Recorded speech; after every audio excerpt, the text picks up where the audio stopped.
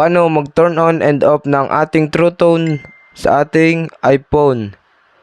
So, punta lang tayo sa may settings. At dito sa settings, punta lang tayo dito sa may display and brightness. Click lang natin. At dito, may makikita kayong True Tone. So, yan o. Naka-off ang ating True Tone.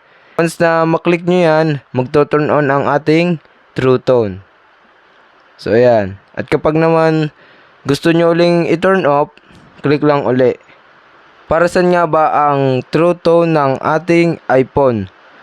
So, yan. May nakalagay naman sa baba. Automatically adapt iPhone display based on ambient lighting conditions to make colors appear consistent in different environments. So, kapag nasa maliwanag kayo guys or tanghali, tapat, is a-adjust itong brightness niya. Pupunta siya doon sa may right side kasi nasa sobrang liwanag kayo na place or lugar. Kapag naman nasa dilim kayo, mag-automatic yan na mapupunta yan dito sa may left side. So yan, mag-automatic adjust yan kapag nasa dilim kayo.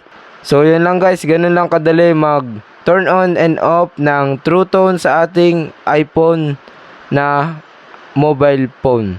At kapag may katanungan kayo, comment down below. At kapag hindi ko pa kayo subscriber, mag-subscribe lang kayo sa aking YouTube channel. I-hit ang bell button para sa mga susunod na video like this.